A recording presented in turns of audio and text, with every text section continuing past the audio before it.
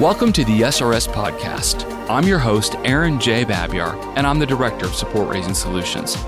Whether you are a new ministry worker or a veteran looking to increase your competence and confidence, Support Raising Solutions seeks to bless you in your quest to be a spiritually healthy, vision-driven, and fully funded Great Commission worker. Our guest today is Dave and Liz Flynn, and they have been living off of support for years. In fact, I'm not sure how many years. Liz, how many years do you guys think you've been raising and living off support? Well, we started in 1996. Okay. And so that's about 18 years. Okay. More or less. We started in 96, but we reported it took 2 years for us to raise support. So we reported to our assignment in 99. Okay. All right. So it took you 2 years. And, that's not uncommon for anyone listening. By the way, we know that what's average is 18 to 24 months, although more and more there are people that are able to raise it a lot quicker. And hopefully Support Raising Solutions is helpful as a part of that process. But as you guys were starting to raise support and learning how to do it, and I'm sure that there was some struggles and all that, really this conversation today isn't so much about all the little details of what did you do and how did you do it, but I really want to talk more about the family side of things. So did you have kids already when you started raising support, or where were you in the process with that? Well, our kids, we had 3 kids. We still have them, by the way. Great. That's awesome. And they were young, I guess. Our oldest was probably going into, how old was Josh really? He was about 10. 5 years old? No, our youngest was 5. Yes. Our oldest was 10. Okay. And, so 3 kids between the ages of 5 and 10 when you started out. At that time, as you guys were making the decision to move forward and raise support and live off support and be in full-time ministry, what had you been doing up to that point vocationally? Liz? Vocationally, I was home with the kids. I was a mom at home. Stay-at-home mom, yeah. And I loved it. And then we were looking into joining this organization. And then Dave. Yeah, I was working for a corporation that was based in New Jersey. Okay.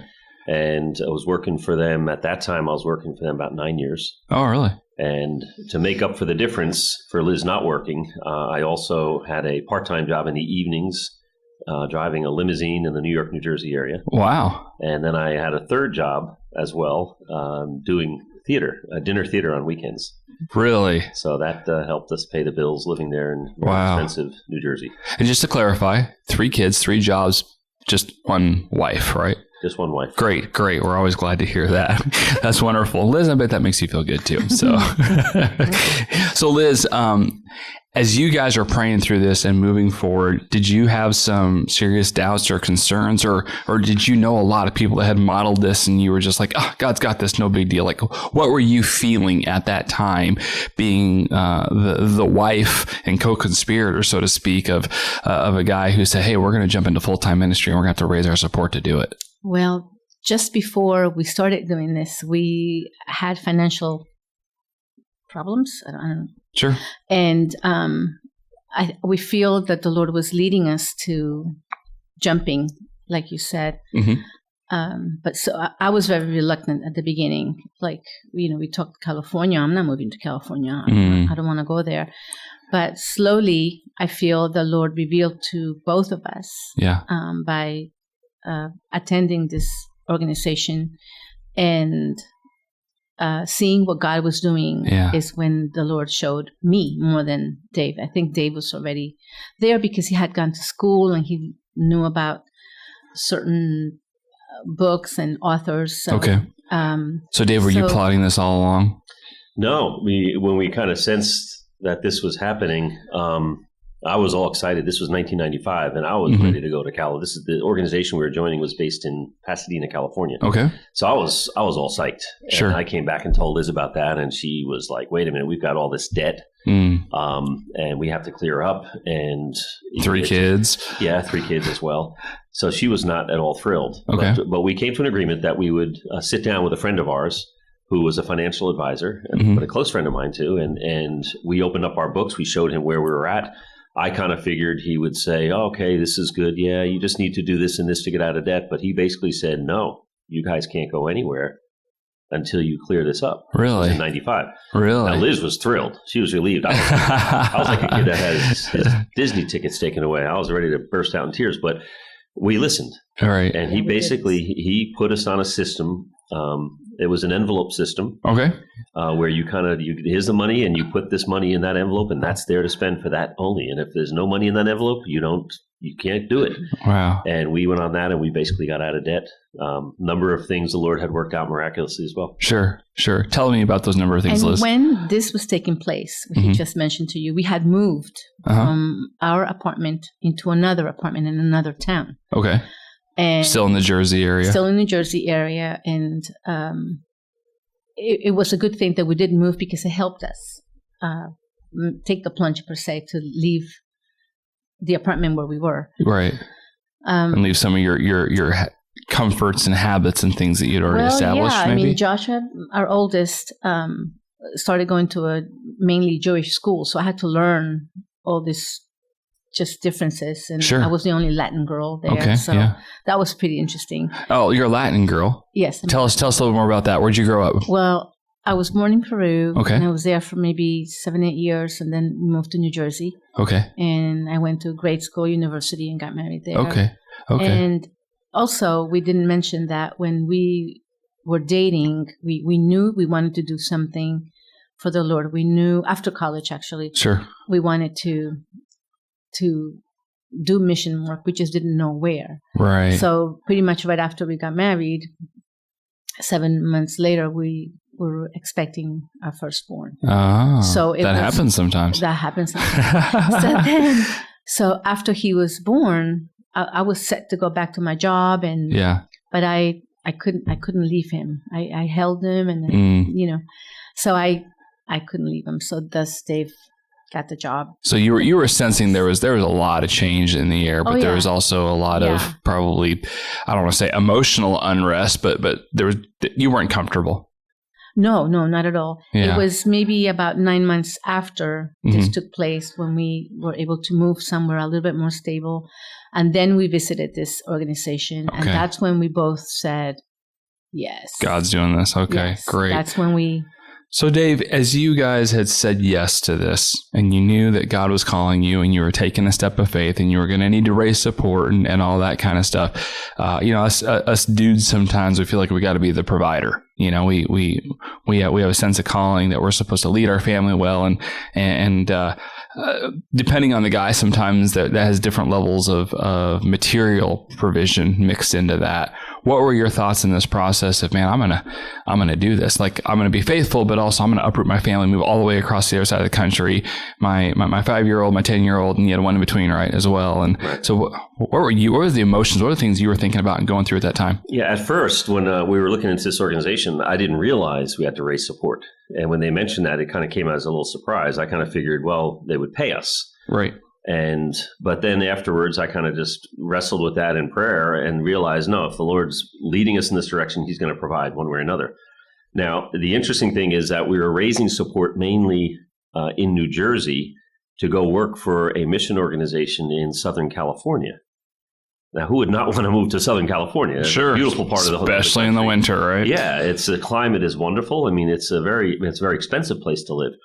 And so it's not missions out in the field, in the camp, across the world, in the jungle. It was missions stateside. And so that came with some intrinsic challenges built into it. Sure. In people's understanding of who they're supporting. Oh, yeah. But nonetheless, I knew, and I just trusted, if the Lord's leading us here, he's gonna provide. Yeah. Now, I also knew it was going to require hard work. It was going to require a lot of commitment and time and faithful work to make that happen. It just wasn't going to fall out of the sky. Right. So I never doubted, in a sense, although we had struggles and the support didn't come in necessarily as quickly as we wanted. That's why it took 2 years. I raised support really not knowing a lot how to raise support. Yeah, there's a lot more tools available to support raisers these days than many years ago.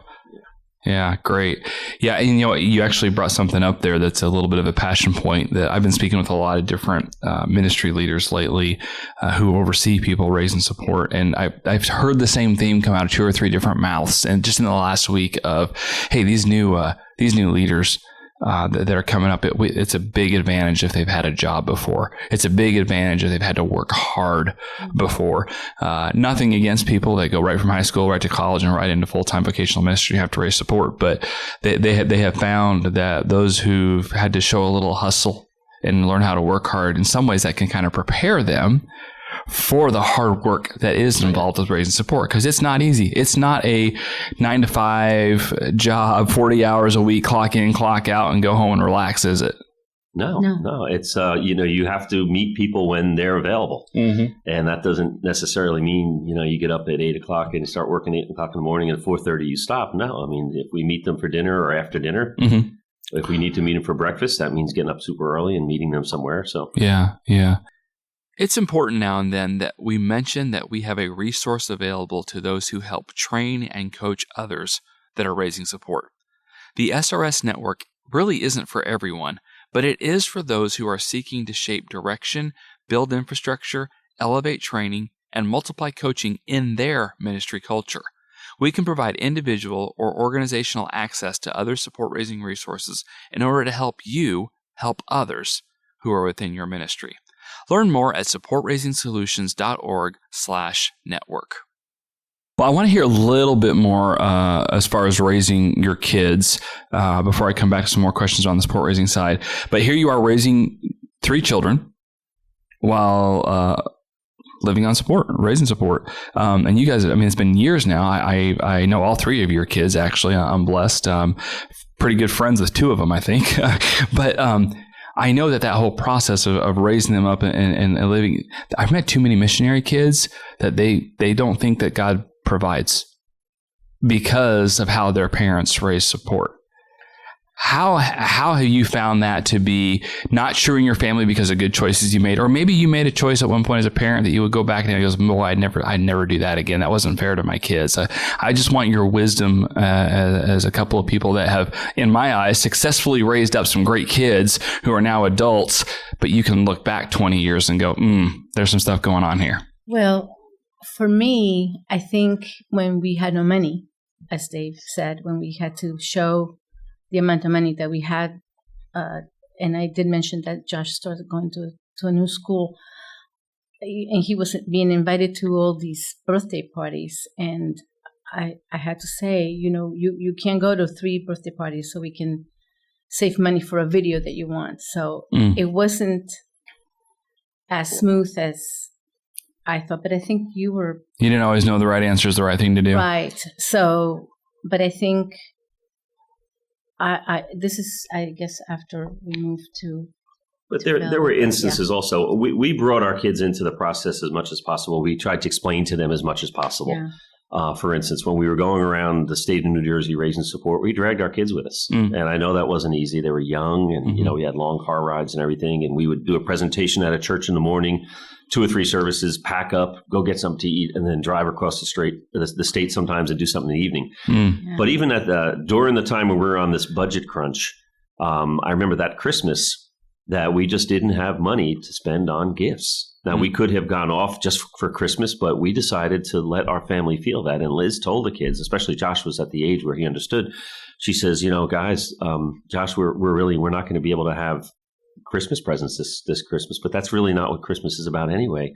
And Josh, at his young age, said, Mommy, don't worry. If Jesus wants us to have presents, we'll have presents.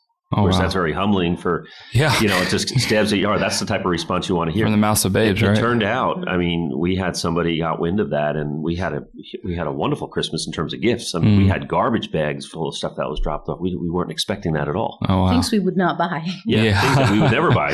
My gosh, this is...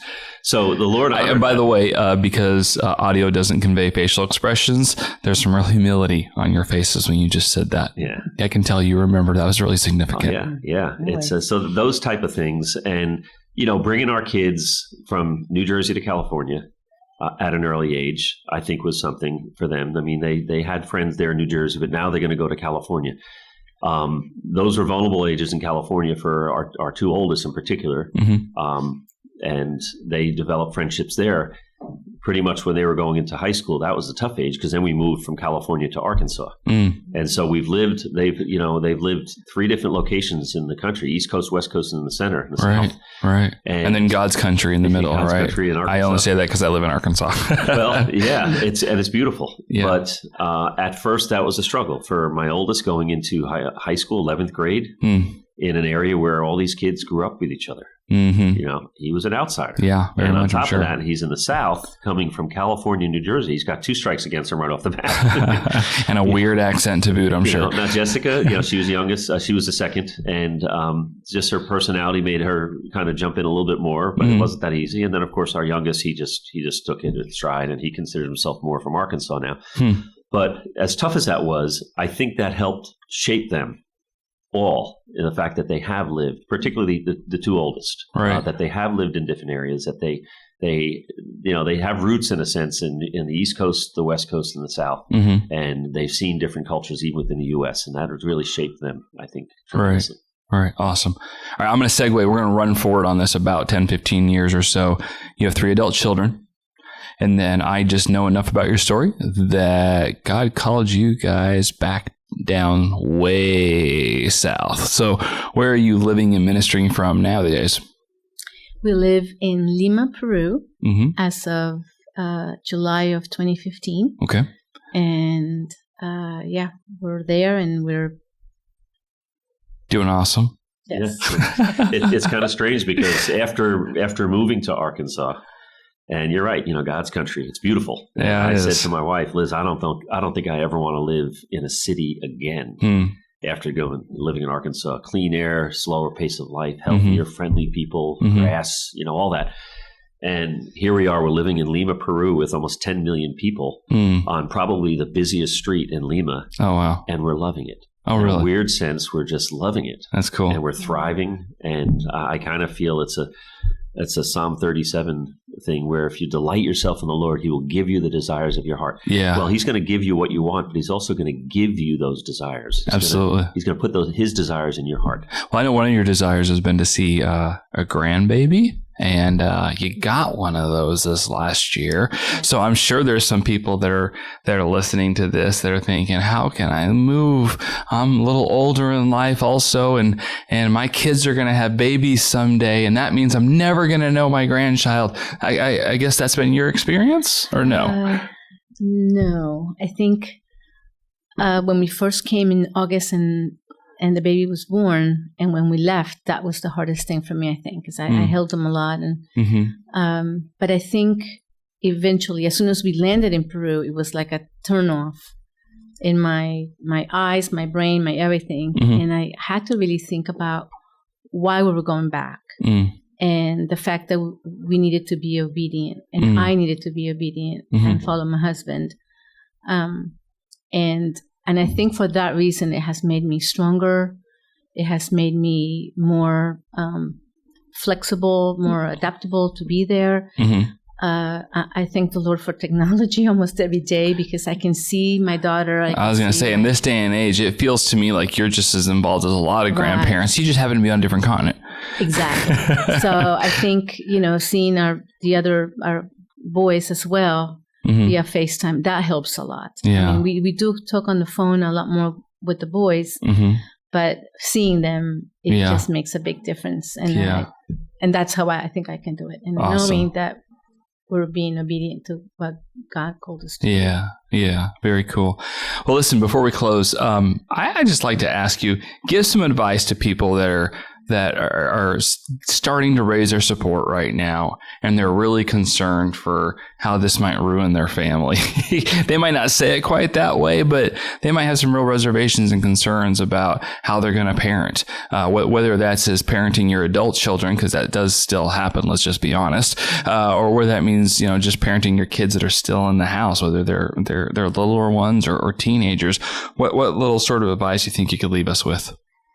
I think when I was in college, the students that I used to gravitate towards were the MKs. And I know missionary kids, and I know there's some missionary kids that grow up very resentful to mom and dad, dragging them to the mission field. They didn't feel like they, had any attention given to them and all. I think we've learned a lot over the decades in missions about that and how not to prioritize the ministry so much over your family, but you need a healthy family in order to have a thriving ministry. Mm-hmm. And that's the mode. I think that's the mode that we operate on and that missions is for the most part operating on for the most part. I mean, I'm sure there are some people that don't do that, but the idea of having a healthy family so that your ministry will thrive. Paul certainly gives advice to Timothy and the elders and of how important that is that you take care of your family and you can have a healthy family. That's been the way we've tried to do it. And I know that some people might be thinking, if I, get involved in missions, I'm not going to be able to maybe see my kids or my grandkids as they get older and all. Mm-hmm. Times are different today. With technology, it makes it so much easier. As Liz said, we connect all the time, almost every day. We can connect with our family, and that's enough. I mean, that's good. Yeah. The pioneers from generations ago didn't have that. No. And yet they continue to do that. It was show up and burn the ship, and there you were. You never saw anybody again. And then, of course, even travel. I mean, we're in the same hemisphere. That's not the case with all missionaries. Sometimes we're on the other side of the world. So we're in the Western hemisphere, so we can be on the same time zone. It's not that inconvenient for us. Mm-hmm. It's not the case with others that are on the other side of the world. But those things will work out. Yeah. And when we do come to visit, it's precious. I mean, we love it. Our hearts are just filled. We don't want to leave, but it's just precious. Yeah. And we just look forward to those times when we can. It's kind of like a vacation. Vacations are valuable. That you can't vacation all year long, but when you do vacation, you work hard and you really enjoy the vacation. Yeah. Yeah, and family, I know, is so important to many of us, but certainly to the Flynn family. So you guys are precious. I love you both. But I also just want to thank you for taking some time to speak with us today about raising and living off support while raising a family. God bless you. Yeah, no, thank you. Thank you. Thanks for joining us for this episode. We would love to hear your ideas for future content. Please visit supportraisengsolutions.org/feedback to share your thoughts and questions. Also, wherever you download your podcasts from, be sure to subscribe for future episodes and come back each week to gain more insight into the process of building and maintaining your personal support team.